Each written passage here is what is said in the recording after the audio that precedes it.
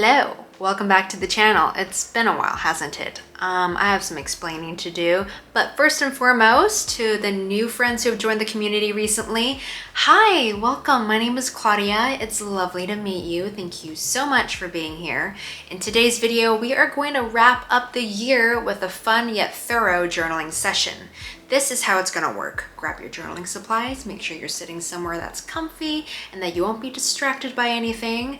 I will give you the journal prompts, you pause the video and answer along, and at the end of the video, I will share with you my answers. Now, if you wanna just jump straight into the journaling session and be my guest, timestamp is here or down the play bar or in the description box. But if you have some time to spare and you wanna just catch up with me a little bit, then let me do some housekeeping. Firstly, as you can tell from the video quality, your girl intends to soar to new heights in the new year, and therefore she deserves a new camera. So voila, this is the camera. And number two, as some of you may know from my community post back in November, I have been going through some tough times. I won't go into details just because I treasure my privacy, but what I will say is that I've been going through a lot of grief and a lot of transformation.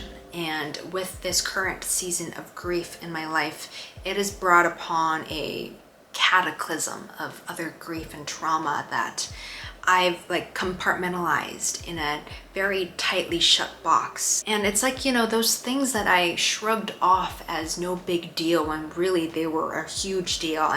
But how I responded to that was just wearing them like a badge of normality and honor, when really I should have just addressed them as, you know, as big and monstrous as they are. And now everything's just bursting through the seams and I've got all these big monsters in front of me, but the only way out is through, because there's this quote that I love that goes along the lines of, if you don't heal from what hurt you, you'll bleed on those who never cut you. And I owe it to myself, I owe it to others in order for me to fully show up for me and fully show up and serve others. I need to process, I need to heal, I need to grow, I need to mourn, and I just got to go through what I'm going through, because this season in my life has its worth, has its purpose, and I cannot skip that step. Long story short, I will be easing myself back into YouTube at a healthy pace. And lastly, most importantly, thank you. Thank you so much for being here for me. And I really don't mean to rub you the wrong way or come off as some hotshot YouTuber with my gratitude. Sincerely, truly, from the bottom of my heart, thank you so much for being here for me. It means the absolute world. You have no idea. It means so much to read your messages. I've cried, bawled my heart out reading your words. But when I read your words, it gives me some strength. And I appreciate it so much. That's all I wanted to say. So I'm honored and blessed to have you in my life, to have you a part of this community, and I'm so thankful you watch my content. And yeah, that's enough with the emotional stuff, don't you think? Let's start journaling, shall we? Okay. Number one, list the highlights of the year. If you're struggling to come up with a list, I highly recommend that you look through your photo gallery for inspiration, or even look through your journals. Number two, list the challenges or hard moments of the year. Number three, what title would you give this chapter in your life? What is the word of this year? If you have a word of the year that you came up with at the beginning of the year, is it still the same word? Does it still resonate? Or has it changed into something else? Number four, how have you grown and changed this year? For this one, I have 10 sectors of my life that I look at. It may sound overwhelming, but bear with me. You can totally personalize this to how you see fit, but here is what I'm doing. Number one is personal development. This is your openness to experience, learning new things, how you're building your values and skills, and how you are building your confidence. Number two, fun and recreation. This is adventure, hobbies, interests outside of your work and your studies. Number three, finances. This includes your income, savings, budgeting, and investments. Number four, career, work, studies. This is about your purpose, your success, your growth, and achievements in those areas. Number 5, love and romance. How are you bringing love into your life? What is the quality of love that you have and that you're looking for? Number 6, social and friends. This is about your relationship with other people as well as your social contribution. Number 7, family. This is about your quality of relationships with your family members. Number 8 is health. This includes physical health, mental health, emotional health. This is about sleep, diet, relaxation, and exercise. Number 9, spirituality. This is about the connection with the inner self and the outer world. It's about your faith, your religion, whatever you practice. Number 10 is environment. This one is all about your physical surroundings. How do you take care of your space? Your space means your room, your apartment, your backyard, your community areas, your workspace, and so much more. Now, prompt number 5. How did you take care of yourself this year? In what ways did you not take care of yourself this year? Number 6, what are you currently working through that others do not see? Or list some lessons you have learned this year. Number 7, according to the categories mentioned in number 4, what do you envision yourself doing next year? I recommend writing and fleshing out your ideas on a piece of paper, and after that you can type them up into a document or into a Notion page if that's your thing. Number 8, the very last one, what is your word of the year?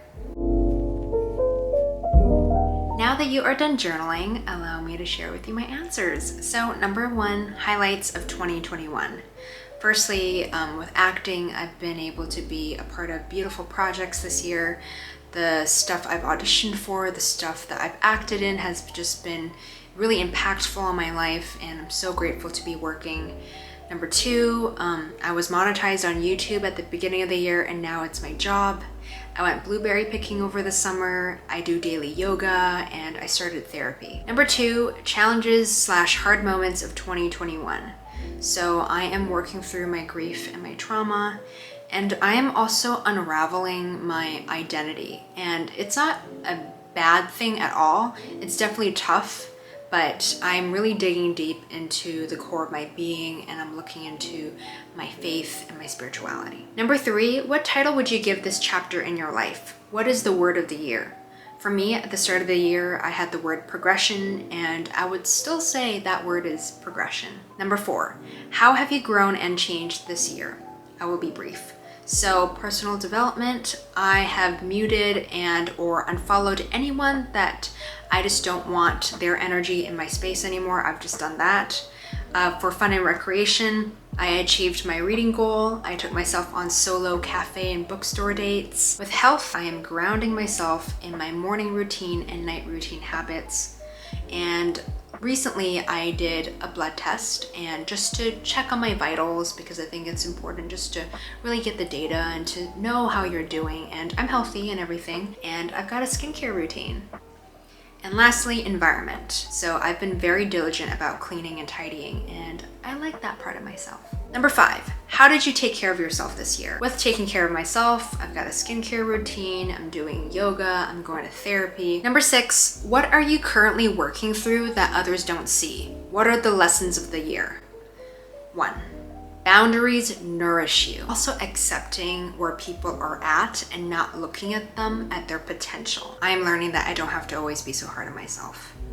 That I need to forgive myself for how I've been treating myself, because I would not treat a friend the way I treat me. Lastly, an important lesson I am learning this year is waiting is working.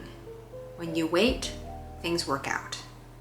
Waiting doesn't mean like, sitting by the phone and waiting. It just means trusting that things will work out, that I don't have to force or beg or plead or just try to force your way into making something happen. I don't have to do that. If it's meant to be, it will be.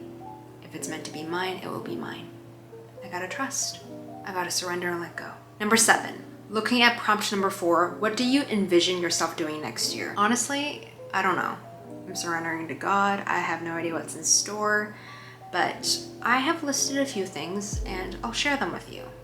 So for personal development, I would love to cook more Chinese dishes just to really connect with my culture. Fun and recreation, I want to read 30 books this year. For health, I want to intentionally give myself a day off. Lastly, number 8, brainstorm words to encapsulate what you want next year. So my words are healing, balance, and coming home. And that is it. That is the end of the video. Thank you so much for watching. I'm happy to be back, but I will be taking it slow. So please have some patience for me. I'm trying to get back on my feet. I'm trying to figure things out. At the end of the day, really, I'm just a child. I'm only 23 years old. I have no idea what I'm doing. It's overwhelming, but it's a beautiful, somewhat messy process, and I am trying to just embrace it and surrender to this storm of what it means to be growing up. And yeah, anyways, thank you so much for watching. Thank you for all the love and support. Don't forget to like and subscribe if you haven't already, and I will see you in the next one. Bye.